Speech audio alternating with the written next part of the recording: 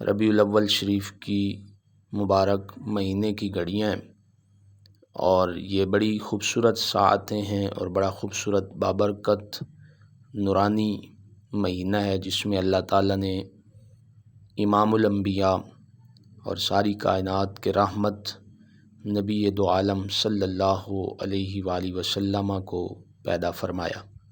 حضور کی ولادت باسعادت ساری کائنات کے لیے خوشی کا باعث، برکتوں کا اور رحمتوں کا باعث بنی۔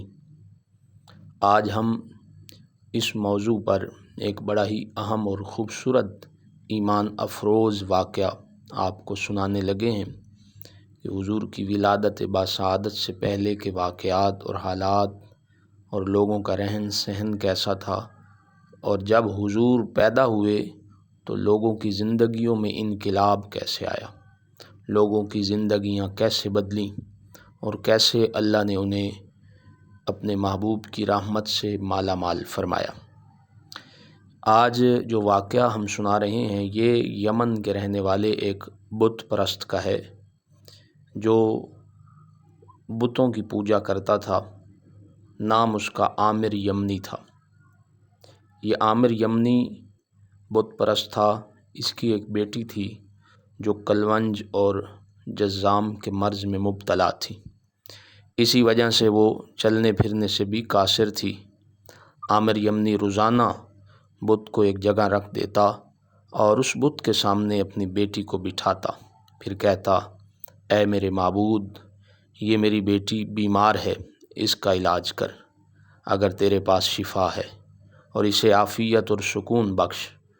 وہ سالوں تک یوں ہی کرتا رہا اور بت سے حاجت طلب کرتا رہا، مگر بت اس کی حاجت پوری نہ کر سکا۔ صاف ظاہر ہے وہ بت ہے، وہ معبود باطل ہے، وہ تو اپنے آپ ہل جل نہیں سکتا، وہ کسی کو کیا فائدہ دے سکتا ہے۔ لیکن آپ اس بات سے اندازہ کریں کہ لوگوں میں جہالت کس قدر تھی۔ جب نسیم ہدایت اور ایمان و عنایت کی ہوائیں چلیں تو ایک روز عامر یمنی اپنی بیوی سے کہنے لگا، ہم کب تک اس گنگے بہرے پتھر کی عبادت کریں گے؟ یہ تو نہ ہی بولتا ہے اور نہ ہی ہماری فریاد رسی کرتا ہے۔ میرے خیال میں ہم درست دین پر نہیں ہیں۔ بیوی نے جواباً کہا، راہ ہدایت کی تلاش کے لیے ہم تمہارے ساتھ چلتے ہیں، ممکن ہے کہ ہمیں راہ ہدایت میسر آ جائے، مگر یہ امر ذہن سے بالا تر ہے کہ ان مشارق و مغارب کا ایک ہی مالک و معبود ہو۔ راوی نے کہا کہ ابھی وہ میاں بیوی اپنے مکان کی چھت پر بیٹھے انہی باتوں میں مشغول تھے کہ اچانک انہوں نے ایک نور دیکھا جو کہ آسمان پر چھا گیا اور اس کی نورانیت سے عالم کائنات منور ہو گئی۔ پھر اللہ تعالیٰ نے اپنے فضل و کرم سے ان کی آنکھوں سے ظلمت و شقاوت کے پردوں کو ہٹا دیا تاکہ وہ خواب غفلت سے بیدار ہو جائیں۔ اتنے میں انہوں نے دیکھا کہ فرشتے صفیں باندھے کھڑے ہیں اور ایک مکان کو گھیرے ہوئے ہیں۔ پہاڑ سجدہ ریز ہیں، زمین حیرت میں گم ہے، اشجار زمین کی جانب جھکے ہوئے ہیں اور پرندے حشاش بشاش ہیں۔ ایک منادی اعلان کر رہا ہے، نبی ہادی اس دنیا میں جلوہ فرما ہو گئے ہیں۔ پھر وہ اپنے بت کو دیکھا، اس نے عامر یمنی کا بت اوندے منہ زمین پر ذلت و رسوائی کی خاک چاٹ رہا ہے۔ عامر یمنی نے بیوی سے کہا، کیا بات ہے؟ وہ کہنے لگی، ذرا اس بت کو تو دیکھو۔ اتنے میں اس بت سے آواز آتی ہے، آگاہ رہو، آگاہ رہو، خبر عظیم ظاہر ہو گئی ہے، فخر دو عالم صلی اللہ علیہ وآلہ وسلم نور مجسم جلوہ فرما ہو چکے ہیں، سن لو، سن لو۔ وہ نبی جن کا ہر ایک کو انتظار تھا، جو کہ شجر و حجر سے کلام کریں گے اور جو چاند کے دو ٹکڑے کریں گے، اور جو قبیلہ ربیہ اور مدر کے سردار ہوں گے وہ جلوہ گر ہو گئے ہیں۔ یہ کلام سن کر عامر یمنی نے اپنی بیوی سے کہا، کیا تم نے سنا کہ اس پتھر نے کیا کہا؟ وہ بولی، اس سے پوچھو اس مولود مبارک کا نام کیا ہے جس کے نور نے کائنات کو منور کر دیا۔ اس پر عامر یمنی نے کہا، اے ہاتف غیب جو اس حجر کی زبانی کلام کر رہے ہو، یعنی اس پتھر کی زبانی کلام کر رہے ہو، اور آج پہلی مرتبہ اس سے آواز آئی ہے، یہ تو بتاؤ کہ اس مولود مسعود کا نام کیا ہے؟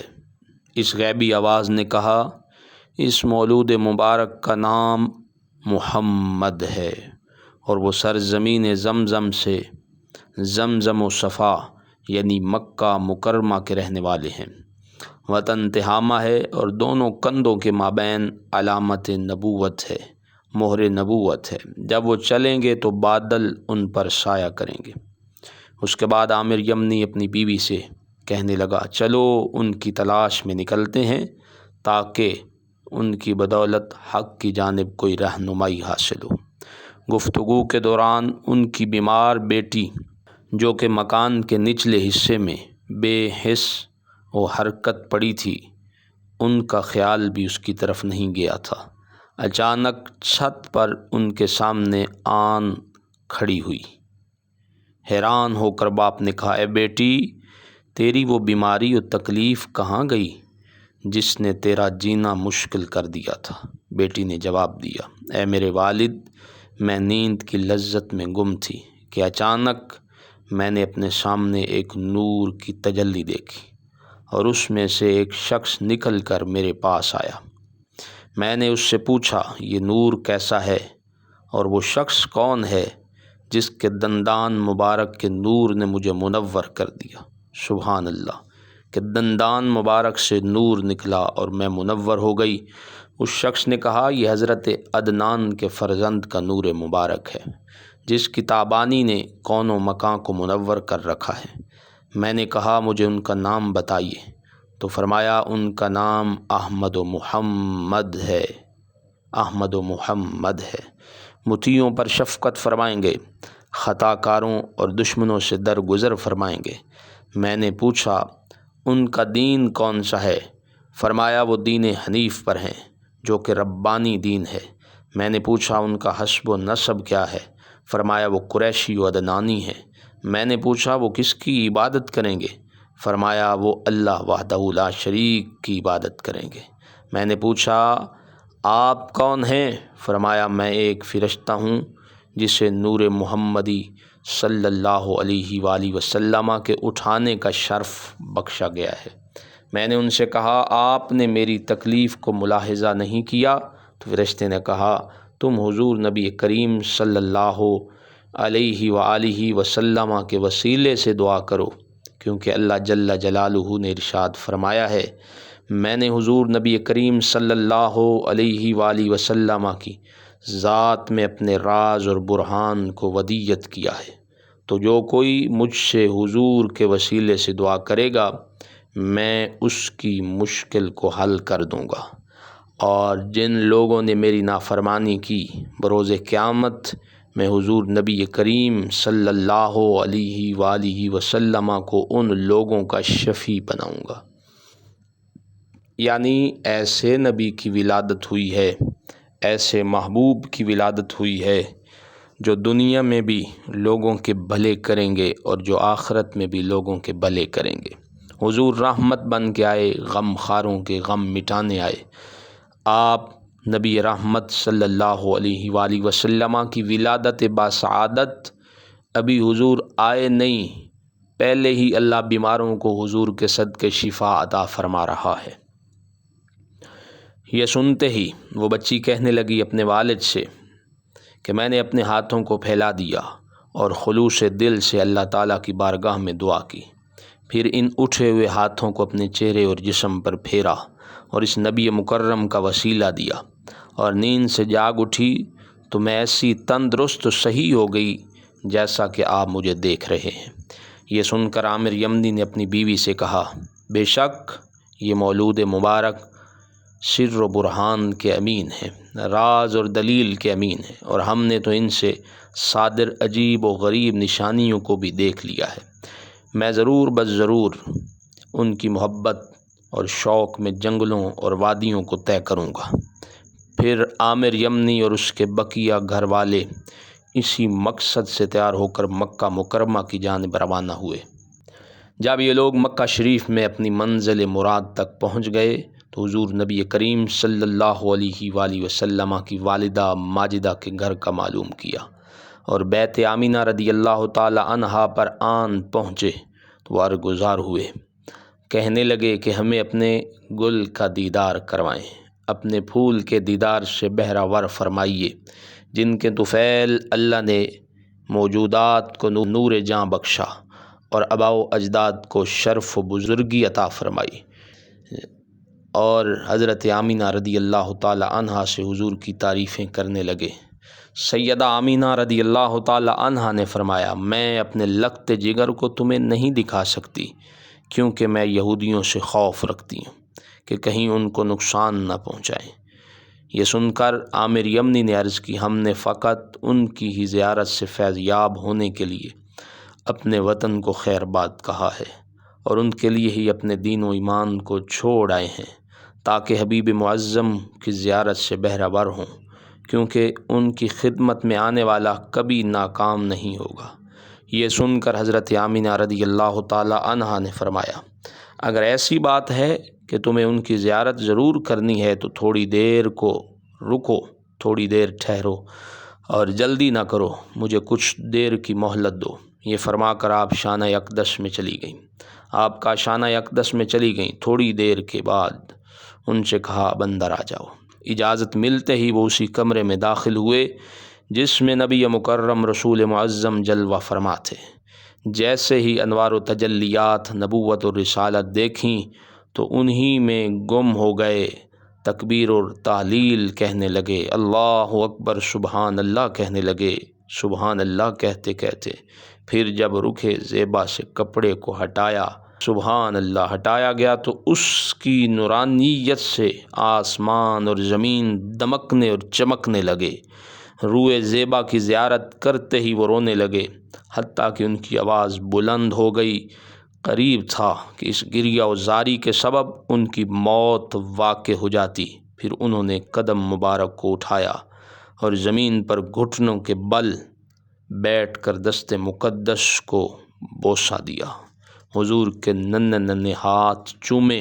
پھر حضرت آمینہ رضی اللہ تعالی عنہا نے ان سے فرمایا، جلدی کرو اور یہاں سے چلے جاؤ، کیونکہ ان کے دادا حضرت عبد المطلب رضی اللہ تعالی عنہ نے مجھے تاکید فرمائی ہے کہ میں حضور کو لوگوں سے پوشیدہ رکھوں اور ان کے بارے میں لوگوں پر کچھ بھی ظاہر نہ کروں۔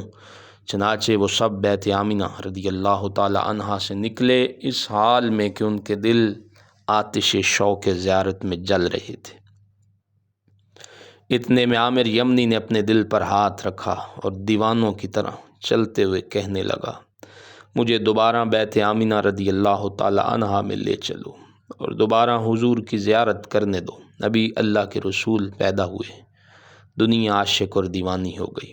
چنانچہ وہ دوبارہ لوٹے اور سیدہ آمینہ رضی اللہ تعالی عنہا کی منت اور سماجت کر کے کمرے میں داخل ہوئے تو عامر یمنی نے حضور کو دیکھتے ہی جلدی سے قدموں کی جانب بڑھا اور ایک زوردار چیخ بلند کی۔ آقا علیہ السلام کے قدموں ہی میں اس کی روح قفس انصری سے پرواز کر گئی، حضور کی بارگاہ میں قربان ہو گیا۔ کچا رنگ للاری والا جڑا چڑھدا لیندا ریندا، عشق تیرے دا رنگ محمد جڑا چڑھیا پھر نہیں لیندا۔ تو اللہ نے اسی وقت اس کی روح کو جنت میں پہنچا دیا۔ خدا تعالیٰ کی قسم، محبان کامل اور عاشقان صادق کا یہی حال اور علامت ہوتی ہے۔